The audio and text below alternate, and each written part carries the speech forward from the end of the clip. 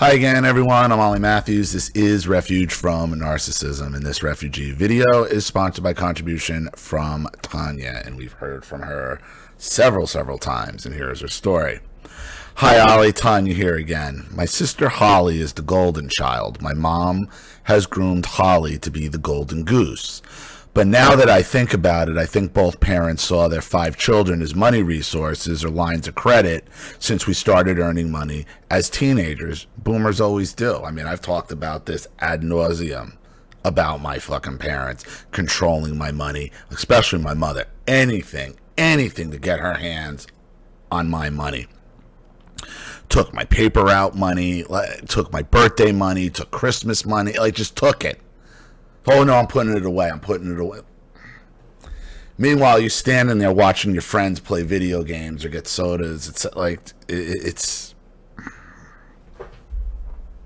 so enraging. I grew up middle class with both my parents working. I was provided a nice home and even had perks such as a swimming pool because my dad liked toys like boats and expensive lawnmowers. Our house was always the one with the latest technology, such as a satellite dish and the latest electronic equipment. My mom was a good cook, and we regularly enjoyed her delicious Ukrainian meals. Since there were 5 children and we lived well, I didn't compare my toys or family standing until 4th or 5th grade.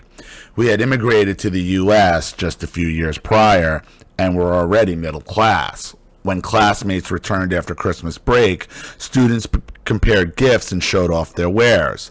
Most of the gifts were Game Boys. I remember my classmates would let me borrow the Game Boys during recess to play video games. Despite being middle class, my parents did not have the budget to buy us the latest electronics toys. No, only for themselves.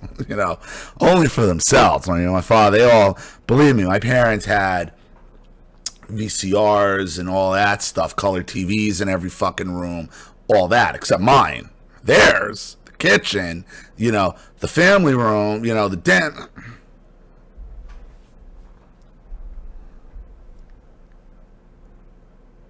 Even school lunches separated me from other kids. I observed colorful lunch boxes and nicely wrapped sandwiches and Doritos as a snack. Me and my siblings had the prepaid school lunches. I personally loved the school lunches, and we lived in the country where the menus were particularly good, for the smaller school size. Grilled cheese and tomato soup was probably my favorite. Still, there was this visible snobbery of the kids who packed their lunches, and they looked down on the kids who got school lunches. That's weird because when I went to school, we used to go home for lunch. So you could only really bring your lunch where I went to school, and they gave you milk, and you paid like 25 cents for milk. And there was really no school lunch program that I knew about. But in high school, by my sophomore year, they stopped letting us go home because I guess everybody was all the kids were coming back high, which... whatever. And they brought in a cafeteria and that whole thing. And the thing almost became, if you brought your own food, there was something wrong if you didn't buy the cafeteria food. But then the cafeteria food was so bad, then everybody had to go back to buying their own food until like my junior year. Then they got a pretty good cafeteria company in there, and that shit was the bomb. Most of us, because I used to be able to eat, I'd have my mother's lunch. My mother would pack lunch or something, and she'd always fuck it up. But on the days she didn't, I'd eat that. And then if there was something like fried chicken or roast beef and mash and gravy, I'd go and get that, as well. Some of us would eat 2-3 lunches and never put on a pound. Back then you could get away. I could get away with it. So it'll go back and forth. So I see it both ways on whether you brought your lunch, didn't bring your lunch. By the time high school came and we moved to the suburbs, I was in a larger school. It was considered uncool to order lunch, so people ordered a bagel and cream cheese in the hallway snack stand before morning class and drank chocolate milk for lunch. You had a snack stand? Damn. That would have been nice, a hallway snack stand. Yeah, we didn't have any of that. You can only go to the cafeteria for lunch. In high school is when I also started working at age 16. I remember my mom encouraging me not to work since I would be working for the rest of my life. I did not listen to her advice. My sister Holly worked at the local Friendlies and ice cream parlor. She was a waitress. She helped me get a job as a hostess, and I soon became a waitress when I saw the cash the servers made versus the minimum wage, the hostess job. A year later, my younger brother was hired and worked in the ice cream parlor. We had a blast working together. There was a rule that you had to take at least one item from the table after the customer left. Since I had to tip out the busboys, it was really her job to clear the tables. We were not allowed to grab our tips from the table until we cleared at least one item. So I would grab one drinking glass of my stuff and stuff my tip in my apron. My parents visited me and my sister for breakfast service one weekend. Afterwards, we were home and my mom recounted how they observed how me and my sister worked. Oh, Christ. Here we go. Here comes the fucking critique. They saw that I calmly grabbed one glass and took the tip from the table. At the same time, they watched my sister Holly running around like a headless chicken. Holly busted and cleared the entire table and left her tip on the table. My mom pointed out how much better I handled the situation and that my sister was a disaster and killing herself bussing tables when it was the job of the busboy. Once my sister had cleaned the table, then she finally took her tip. This was typical of my mom to compare us. At this stage, my sister was still the lost child. I had been the scapegoat since middle school after I failed my golden child audition as a preteen when I would stand up to my mom and challenge her. During childhood and our teens, me and Holly were friends, especially in high school and college. She's 2 years older than me, and when we reached high school, I was no longer the annoying little sister. My sister even let me hang out with her friends. Holly was a quiet and reserved child. She was always reading books, I think to escape my mom. I think Holly became somewhat of a perfectionist as a result of the emotional abuse we endured as children from our borderline mom.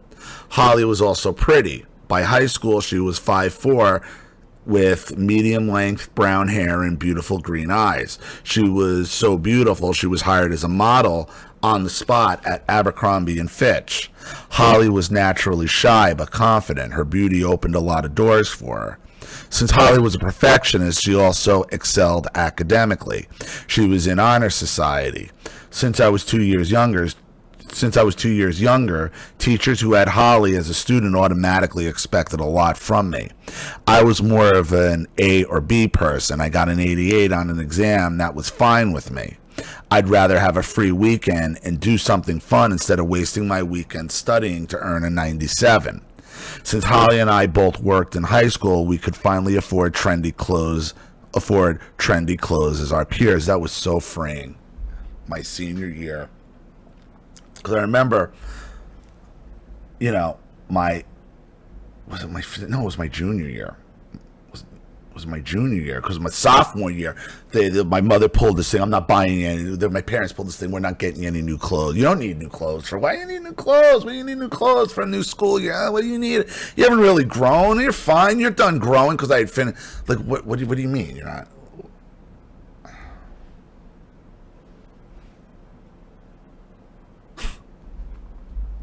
Forgot all. You fucking cunt. I forgot what they did to me. Holy shit.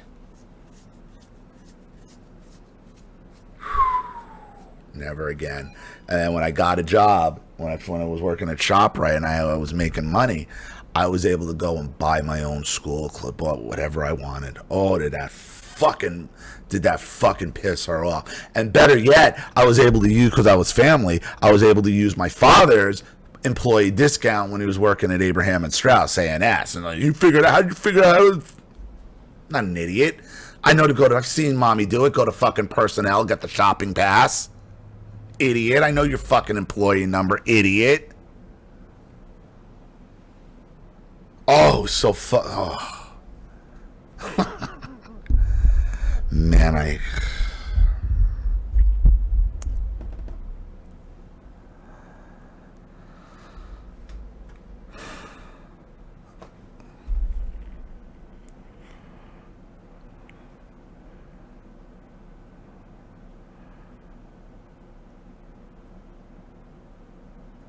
Okay. Sorry, I just the page shifted. Okay, here we are. Since Holly and I both worked in high school, we could finally afford trendy clothes as our peers. In high school, Abercrombie and Fitch was sort of the school uniform in the late 90s. Yeah, it was. It wasn't for fat people either, that's for damn sure. We started a new school when my parents bought We started a new school when my parents bought a house in the suburbs. It was closer to their job. I was in ninth grade and Holly was in 11th. My younger brothers were in 8th and 7th grades, respectively. My other sister, Katie, was 2 years old at the time. The entire summer before ninth grade, as a 14-year-old, I was my sister's nanny. My mom took Holly and my two brothers, and together with my dad, they worked all summer to fix up and renovate the new house in the suburbs that was 30 minutes away. Each night when they returned, I had dinner waiting for them. I had taught myself how to cook. Katie never had a babysitter her entire life. If my mom was ever away, I was the only person to be entrusted with Katie. Me being the caregiver and mommy's little helper was a theme throughout my childhood. As a 12-year-old, I would accompany my mom in August for back-to-school shopping. I made sure all my siblings' supplies were purchased and even convinced my mom to get them extra special items such as colorful folders or a binder with dinosaurs to please my brothers. As the shopping trip wrapped up, my mom would ask me, "What about you? Do you want anything nice?" I told her no and felt guilty since I had convinced my mom to buy more expensive supplies for my siblings. I was often doing that. If we had guests stay with us, I convinced everyone I liked sleeping on the hard floor despite this being a lie. I catered to everyone and always took a back seat. This was a PG version since I also tried to stop my mom from drowning herself when I was 8 years old amongst many borderline events with her. Once I started making money, I started to gain more independence. I already had that in me since I was very active in a church youth group in middle school and often traveled with them to events like Kingdom Bound in Western New York. This is a week-long music festival at an amusement park. Church youth groups from all over the U.S. and Canada descend on the campgrounds, and you can imagine, as a 13-year-old, how fun it was to ride the roller coasters all day, have a meal at the campsite, and then go to a concert at night. My sister Holly never did stuff like this. It was me who was adventurous and always looking to do fun events. I remember sometime in middle school when I was asserting more independence from my mom asked me in an exasperated tone, "What happened to you? You used to be so nice." Now I know what she really meant to say was, "Why do you not cater to my every emotional and physical need?" My mom also started calling me angry during this time, despite me being a very friendly and outgoing person. Because the borderline never wants to lose their little servant. Holly was still the lost child, but would still bow down to my mother's control. Since I was more independent and did things on my own, my mom would say, "See, if you listen to me like Holly does things, will go your way. I only want the best for you."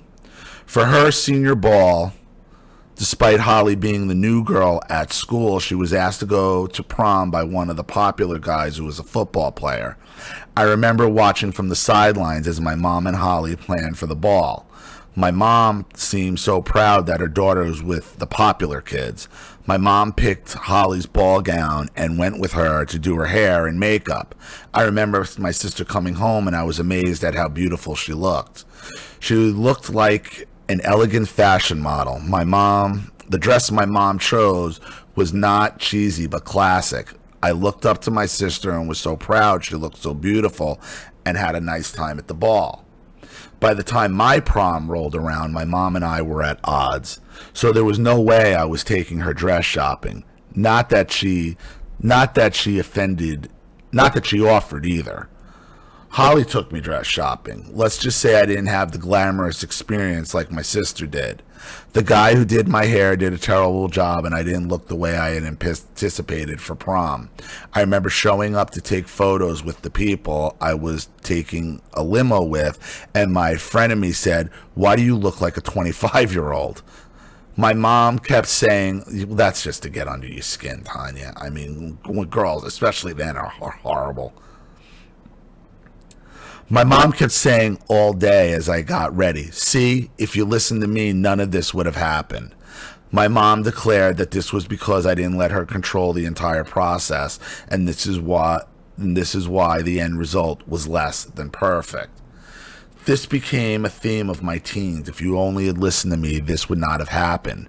She didn't like that I made independent decisions. My mom was also constantly contradicting herself. One day she would give a piece of advice, and the following day she would tell me to do the opposite. She and my siblings were always mind-fucked by her. Me and my siblings were always mind-fucked by her.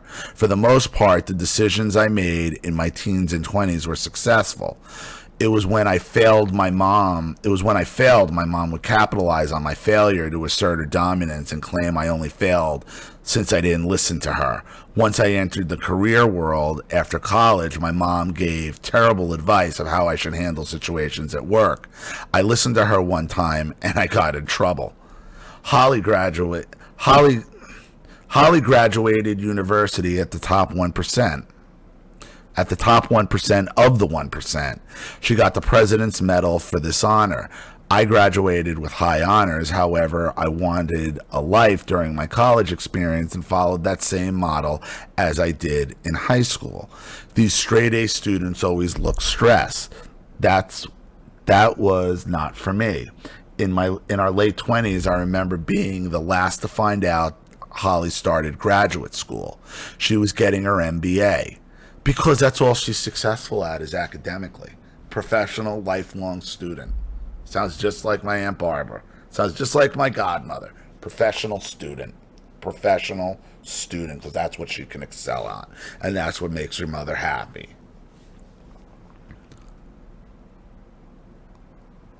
Holly claimed I always copied her, and that's why she kept the secret. Like an idiot, I attended her MBA graduation years later and spent thousands of dollars between airfare and gifts.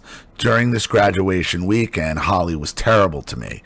She also graduated at the top of her class in graduate school and later received her PMP, which is a prestigious and rigorous certification. Do you understand what she's doing? Why she keeps doing this? Because she's trying to prove that all this work and all this schooling she's doing is necessary because you did the same schooling, got honors, but didn't throw your whole fucking social life away. So she fucking resents you for it. So that's why at her MBA graduation, which she's only doing now to prove something over you, okay, that the way she did it was better. But you're showing up, paying thousands of dollars, giving her a gift, and that's only going to piss her off more because you're proof that what she's doing is she's working herself into a grave for no good fucking reason. She's denying herself any social life or any life at all for no reason. Only to prove to you that it's necessary. It's a circular firing squad.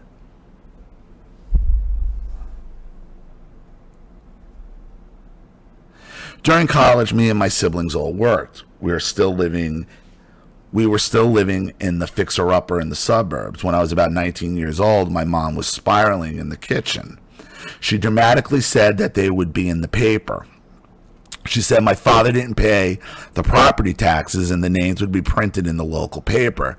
To avoid the embarrassment, me and my sister footed the bill. This became a series of emergency bailouts for the next 20 years. My covert narcissist father resented having children and a wife. My borderline mom gave him cover to go out and do whatever he pleased. Any money my father earned, he resented spending it on groceries or back to school clothes. Instead, he would prefer to look like a hero and shell out $5,000 as a donation to a Ukrainian charity. Growing up, money was always inconsistent because of my father. I remember in my early 20s, my mom had to cash out her 401k of $40,000 and pay for a church my dad had committed to build in the Ukraine. My dad had the idea that he would round up local Ukrainians. They would hand out money for this charitable initiative. He was also good at pissing people off and loved church drama. So by the time it came to pony up the money, all the people who had committed to donate backed out. To preserve their reputation, my parents paid for that church with the 401k money. To this day, my father plays it off of how thankful those church members are and how they pray for our family. My mom, it's always about how others view you. He'd rather be viewed as a god to strangers than respected by his own family. That's the baby boomer. That's the baby boomer. The baby boomer would rather be a god to strangers than respected by their own children. That's it. That's him.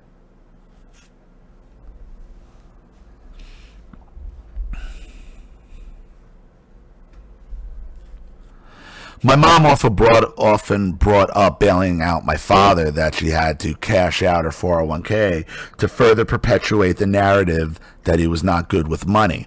I have since come to learn that it was my mom too. If any money was at play, my parents would manipulate and steal from each other.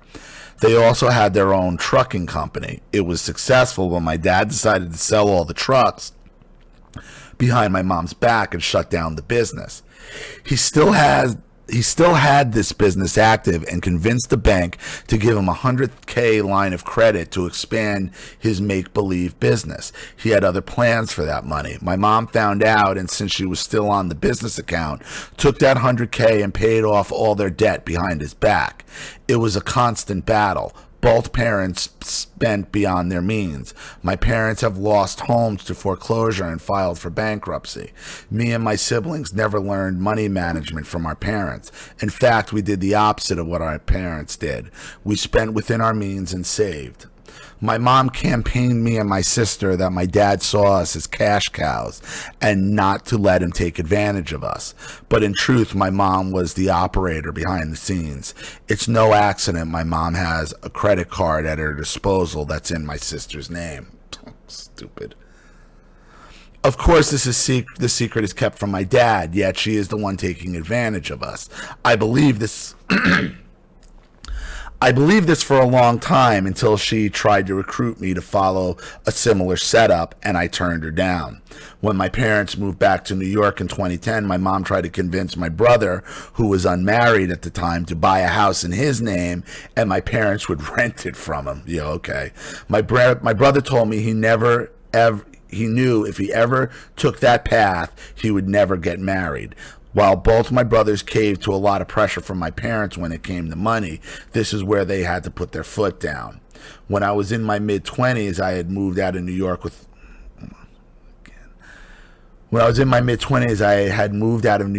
my family, and I wanted to get my own apartment, but I felt guilty for moving out because, yet again, my dad was pissed off that people became severely depressed. He stopped working,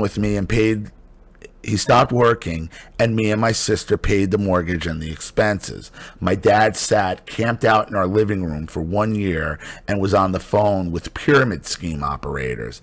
He was always after the get-rich-quick scheme and threw away a profitable growing trucking business. I had to lock my door at night because he would wake me up in the middle of the night. He was manic. He was on the phone with another pyramid grifter, and I heard a knock on my door. It was locked. My dad was begging me for my passport number because the guy on the phone needed it to launch the business. I got to say something here, Tanya. And this isn't against you because I know You know, you're a good American, you're a good citizen, and all. And I'm glad you're here, and I'm glad you worked out. But like again, you know, your parents immigrated here, and here's your dad just fucking looking to fuck the bank, run pyramid schemes, not take like it's just amazing. It's just amazing. And don't take that the wrong way that I don't want you here. And I think like I'm glad you're here. I am. But as far as like, you know, it's a broad brush on immigrant. Like, this is the problem. We got enough of our own criminals. You know, we got enough of our own criminals in this country. You know, we don't need to be importing criminals. We don't. We don't need to be importing criminals. Because you know what the thing about American criminals are? American criminals are pretty fucking stupid. They're pretty dumb. Like what your dad's doing, this is pretty. It takes a lot of intelligence. We need to...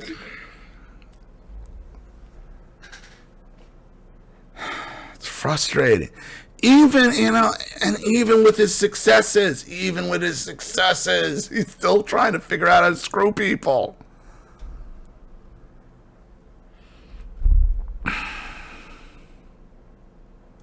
I ignored him. Finally, my mom had enough, and my dad shipped him back to New York to live with his brothers. We got some peace back in the house, but we were still financially supporting my mom and little sister.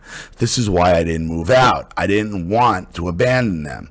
You know, I really wish we could just deport your mother and father. You know, honestly, you could stay. And like, they need to go. Go back to the Ukraine and do that shit. Okay? Ukraine, what a shock. What a shock.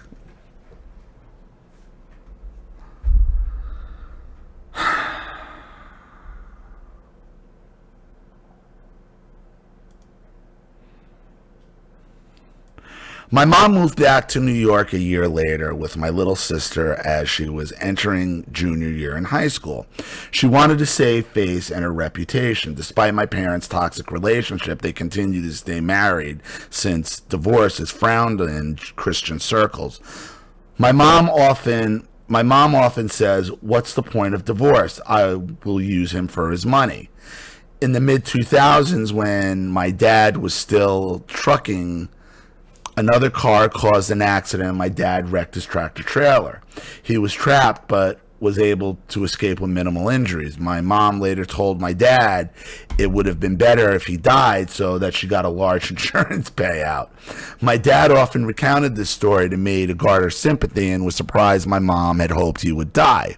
In fairness to my father, I think he was traumatized from this accident. However, the way the trucking business was set up meant he only had to run the operations. He no longer needed to drive. He just had to expand his fleet and hire drivers. Yet he sold this business. Before my mom moved back to New York, she helped Holly buy a condo in the state we were living, nothing for me. I was expected to stay in the house and take care of it. Finally, I moved out a year later. To this day, my mom claims victimhood and how my dad is a bad provider. They continue to steal from each other. In the house they are living in now in New York, my parents live in separate bedrooms. It was probably 2017 when I was still in contact with them. My mom lured me to the house. When I arrived, she was frantically packing. I thought I was going over for a visit. No, I asked my mom where she was going. Florida, she said. She told me she had a flight booked for that afternoon and needed a place to hide out so my dad would not suspect she was flying to Florida. Here I was again roped into another scheme by one of my parents. My mother decided she would hide out in my townhouse 20 minutes away until it was time for her to go to the airport. As she was packing, she said she was so proud of herself. She told me my father had earlier warned her not to go into his bedroom because there was broken glass. As soon as my dad left the house that morning, my mom went into his room for a treasure hunt. She found it. I think it was $20K. Like, what? They're idiots. I mean, what are... Right away, she booked a 2-month vacation for herself in Florida. I became her getaway driver that day. I did not have the option to tell mom no. Sure you did. Said no, I'm not doing that. I knew the venom I would get if I told her no, that I didn't want to be involved, so I had to go with this plan, and yet again used as a pawn in my mid-30s between my mom and dad. She finally was done packing and directed me to drive her back to my place.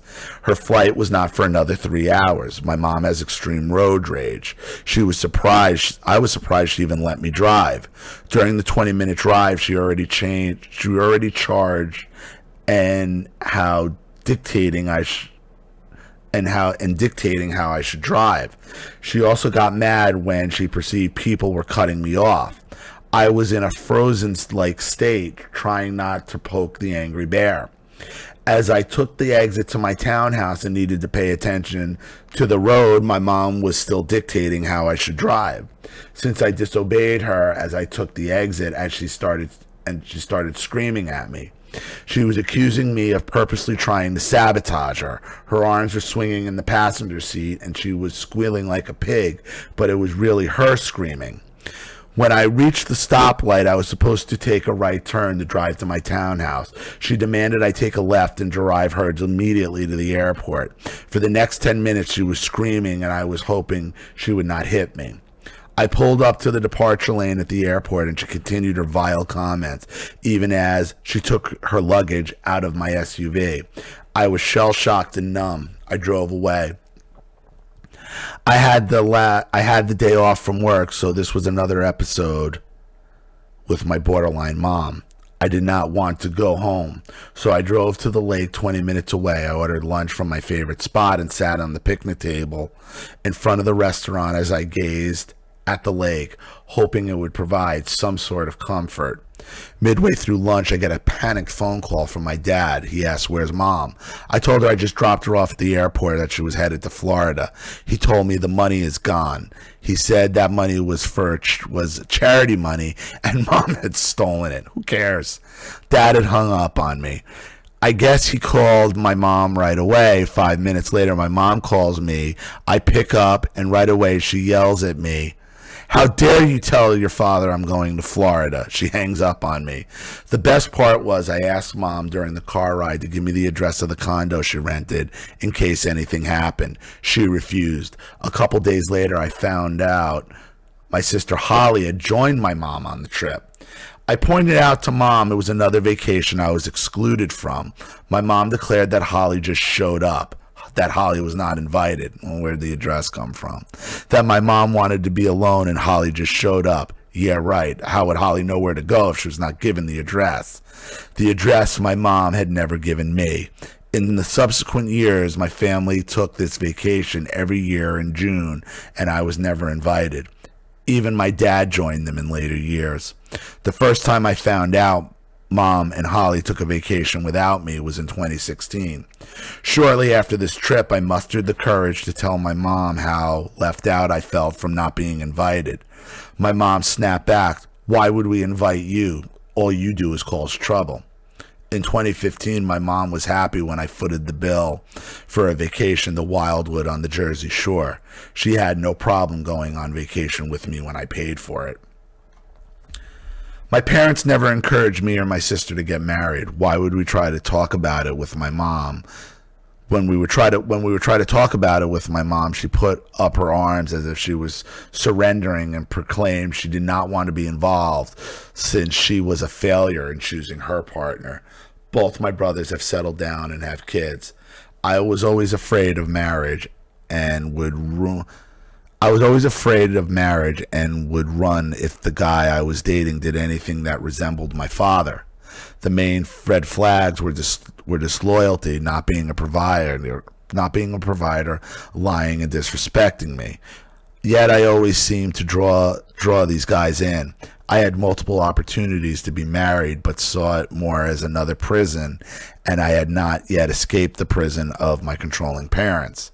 Despite it being shameful in society for being single, especially in a Christian and Ukrainian circles, I have never felt bad for not settling and choosing instead to be free. I have seen so many people settle around me just to avoid the stigma of being single. I saw it in many of my girlfriends who married Ukrainian guys in their early 20s. They didn't love them, and some of them were not even attracted to the guys. No, this was not a burden I was willing to carry. I already had a big load I was carrying with my parents. I'm not opposed to marriage. I'd just rather be alone than allow myself to be trapped by another toxic person. If I meet someone who is grounded, sure, I'll be open to it, but until then, I will continue to be my own protector. I believe my parents see their kids as nothing more than their retirement plan. Yeah, that's how baby boomers always see it.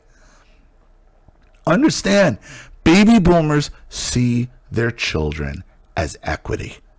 That's it. You're equity to them. You're not children. You're equity. You're an asset. You're like a stock that's meant to pay off. That has to pay off constantly. That's what you are. You're not a child. You're not a sibling. You're not a family member. You're a stock. And what are stocks? Stocks are things to be moved around, bought, and sold off, and cashed out. That's all you are. That's how boomers see their children, as nothing more than a stock.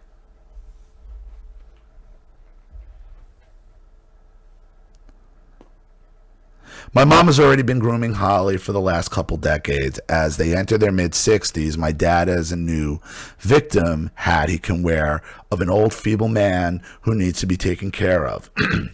In my last conversation with my father before I went no contact, I brought up money and how I thought it was ridiculous that my parents expected me and my siblings to take care of them, especially since they often put themselves in debt.